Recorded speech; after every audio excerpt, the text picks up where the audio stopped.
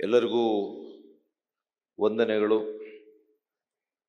ಪರಮ ಪೂಜ್ಯ ಶ್ರೀ ಶ್ರೀ ಶ್ರೀ ನಿರ್ಮಲಾನಂದ ಸ್ವಾಮೀಜಿರವರ ಪಾದ ಕಮಲಗಳಿಗೆ ಭಕ್ತಿದಾಯಕವಾದಂಥ ನನ್ನ ಪ್ರಣಾಮಗಳನ್ನು, ಸಾಷ್ಟಾಂಗ ನಮಸ್ಕಾರಗಳನ್ನು ಅರ್ಪಿಸಿ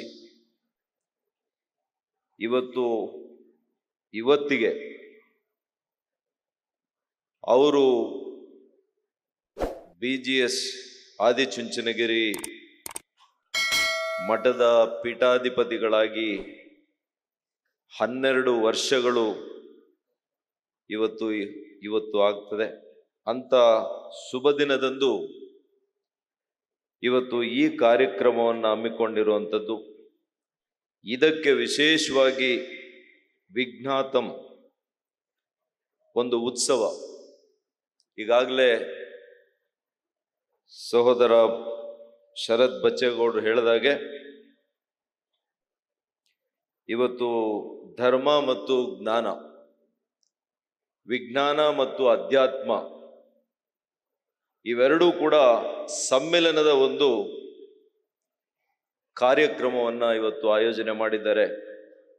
ಇದಕ್ಕೆ ನಮ್ಮ ದೇಶದಲ್ಲೇ ಅತ್ಯಂತ ಪ್ರೀತಿಗೆ ಪಾತ್ರರಾಗಿರ್ತಕ್ಕಂಥ, ಭಕ್ತಿಗೆ ಪಾತ್ರರಾಗಿರ್ತಕ್ಕಂಥ ಪರಮ ಪೂಜ್ಯ ಶ್ರೀ ಸ್ವಾಮಿ ಅವಧೇಶಾನಂದ ಗಿರಿ ಮಹಾರಾಜರು ಇವತ್ತು ಈ ಕಾರ್ಯಕ್ರಮಕ್ಕೆ ಬಂದಿರುವಂಥದ್ದು ಮಾತ್ರ ಅಲ್ಲ, ಅವರಿಗೆ ವಿಜ್ಞಾತಂ 2025 ಪ್ರಶಸ್ತಿ ಕೊಡ್ತಾ ಇರ್ತಕ್ಕಂಥದ್ದು ಇಡೀ ಭಾರತದ ಆಧ್ಯಾತ್ಮಿಕ ಕ್ಷೇತ್ರದ ಎಲ್ಲ ಗುರುಗಳಿಗೂ ಸೇರಿಸಿ ಇವತ್ತು ಸನ್ಮಾನ ಮಾಡ್ದಂಗೆ ಅಂತೇಳಿ ನಾನಂತೂ ಭಾವಿಸಿದ್ದೇನೆ.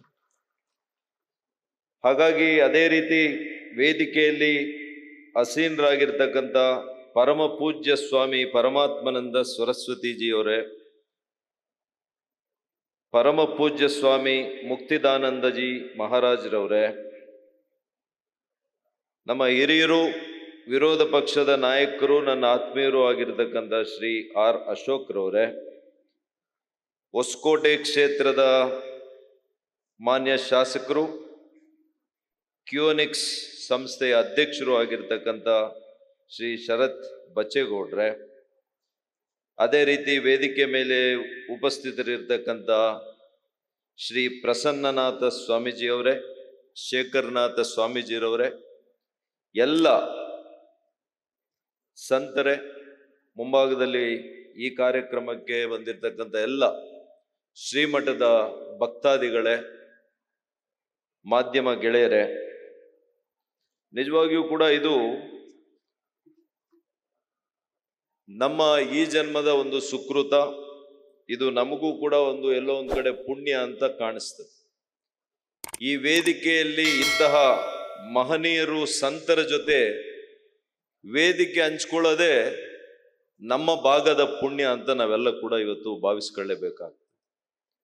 ಅದರಲ್ಲಿ ಕೂಡ ಇವತ್ತು ಶ್ರೀ ನಿರ್ಮಲಾನಂದ ಸ್ವಾಮೀಜಿರವರು ಇವತ್ತು 12 ವರ್ಷಗಳಾಗಿದೆ ಇವತ್ತು ಪೀಠಾಧಿಪತಿಗಳಾಗಿ. ಅದಕ್ಕೆ ಮುಂಚೆ ತಮಗೆಲ್ಲ ಗೊತ್ತಿದೆ, ಚಿಕ್ಕಬಳ್ಳಾಪುರ ಶಾಖಾದ ಇವತ್ತು ಉಸ್ತುವಾರಿಯನ್ನ, ಅವರು ಜವಾಬ್ದಾರಿಯನ್ನ ವಹಿಸ್ಕೊಂಡು ಅಲ್ಲಿ ಪ್ರಾರಂಭ ಮಾಡಿದ್ದು 1998-99 ಅಂತ ಕಾಣುತ್ತೆ. ಆಗಲಿಂದ ಕೂಡ ನನಗೆ ಅವರ ಜೊತೆಯಲ್ಲಿ ಕೆಲಸ ಮಾಡುವಂತಹ ಯೋಗ, ಅವರ ಜೊತೆಯಲ್ಲಿ ಇವತ್ತು ಅನೇಕ ವಿಷಯಗಳ ಬಗ್ಗೆ ನನಗೆ ಮಾರ್ಗದರ್ಶನವನ್ನ ಕೊಡುತ್ತಾ ಗುರುಗಳು ಇಲ್ಲಿವರೆಗೂ ಕೂಡ ನನ್ನನ್ನು ನಡೆಸ್ಕೊಂಡು ಬಂದಿದ್ದಾರೆ. ಹಾಗಾಗಿ ನಾನು ನಿಮ್ಮೆಲ್ಲರ ಪರವಾಗಿ ನಾನು ಅವರಿಗೆ ಅನಂತ ಕೃತಜ್ಞತೆಗಳನ್ನು ನಾನು ಅರ್ಪಿಸಲಿಕ್ಕೆ ಬಯಸ್ತೇನೆ. ಇವತ್ತು ಬಾಲಗಂಗಾಧರನಾಥ ಸ್ವಾಮೀಜಿರವರನ್ನ ನಾವು ಇವತ್ತೆಲ್ಲ ಕೂಡ ಸ್ಮರಣೆ ಮಾಡಬೇಕು. ಇಂಥ ಒಬ್ಬ ಸಂತ ಬಹುಶಃ ನಮ್ಮ ಸಮುದಾಯದಲ್ಲಿ ಈ ರೀತಿಯಲ್ಲಿ ವಿಜ್ಞಾನದಲ್ಲಿ ಪದವಿಯೋತ್ತರವಾದಂತಹ ಪದವಿಯನ್ನು ಪಡ್ಕೊಂಡಿರ್ತಕ್ಕಂಥ, ಸ್ನಾತಕೋತ್ತರ ಪದವಿಯನ್ನು ಪಡ್ಕೊಂಡಿರ್ತಕ್ಕಂಥ, ಜೊತೆಗೆ ಸಂಸ್ಕೃತದಲ್ಲಿ ಕೂಡ ಸ್ನಾತಕೋತ್ತರ ಪದವಿಯನ್ನು ಪಡ್ಕೊಂಡಿರ್ತಕ್ಕಂಥ ಆಧ್ಯಾತ್ಮಿಕ ಕ್ಷೇತ್ರಗಳಲ್ಲಿ ಇರ್ತಕ್ಕಂಥ ಎಲ್ಲ ಪುರಾತನ ವಿಷಯಗಳ ಬಗ್ಗೆ ಆಳವಾದಂಥ ಅಧ್ಯಯನ ಮಾಡಿ ಇವತ್ತು ಒಬ್ಬ ಸರ್ವಶ್ರೇಷ್ಠ ಸಂತರಲ್ಲಿ ಒಬ್ಬರು ನಮ್ಮ ಗುರುಗಳಾಗಿ ಶ್ರೀ ನಿರ್ಮಲಾನಂದ ಸ್ವಾಮೀಜಿರವರಾಗಿದ್ದಾರಲ್ಲ, ಇದು ನಮಗೆಲ್ಲ ಕೂಡ ಒಂದು ಹೆಮ್ಮೆ, ಆದರ್ಶ ಮತ್ತು ಸಂತೋಷ ಅಂತ ನಾನು ಹೇಳಲಿಕ್ಕೆ ಬಯಸ್ತೇನೆ. ಹಾಗಾಗಿ ಈಗಾಗಲೇ ನಾವು ಹೇಳಿರೋ ಹಾಗೆ ಪರಮ ಪೂಜ್ಯ ಶ್ರೀ ಸ್ವಾಮಿ ಅವಧೇಶಾನಂದರು ಸುಮಾರು he has given Diksha to more than 1 lakh sons in this country. This is a great culmination of science and spirituality. ಇವತ್ತು 1 ಲಕ್ಷ ಸಂತರು ಇವತ್ತು ನಾವೆಲ್ಲ ಕೂಡ ಮಹಾಕುಂಭ ನಡೀತಾ ಇದೆ ಪ್ರಯಾಗ್ರಾಜದಲ್ಲಿ. ಈ ದೇಶದ ವೈಶಿಷ್ಟ್ಯ, ನಾವಿರ್ತಕ್ಕಂಥ 140 ಕೋಟಿ ಜನರಲ್ಲಿ we are about 1.4 billion people in the country. There is an estimate till now there are about 40 crore people, Indians, who have visited Prayagraj.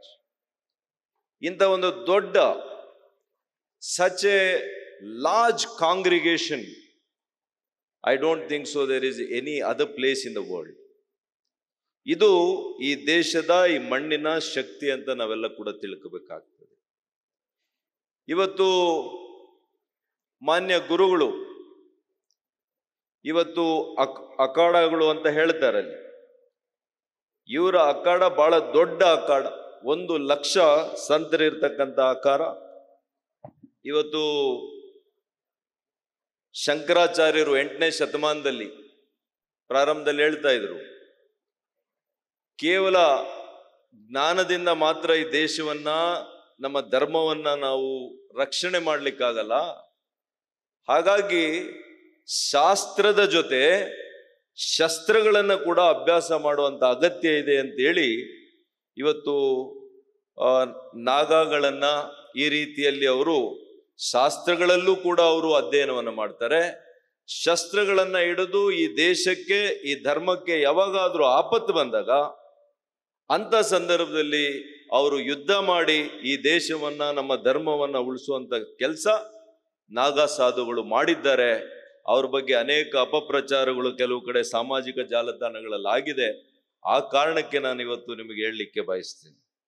ಹಿಂದೆ ಮೊಹಮ್ಮದ್ ಗೋರಿ ಇರ್ಬೋದು, ಔರಂಗಜೇಬ್ ಇರ್ಬೋದು, ಮೊಹಮ್ಮದ್ ಗಜನಿ ಇರ್ಬೋದು, ಇವರೆಲ್ಲ ಕೂಡ ದಾಳಿಗಳಾದಂಥ ಸಂದರ್ಭದಲ್ಲಿ ಅವತ್ತಿನ ನಮ್ಮ ದೇಶವನ್ನ ರಕ್ಷಣೆ ಮಾಡಿದಂಥವರು ನಾಗಾ ಸಾಧುಗಳು, ಅವರ ಸೈನ್ಯ ಅನ್ನಂತ ಕೂಡ ನಾವು ಅರ್ಥ ಮಾಡ್ಕೋಬೇಕು.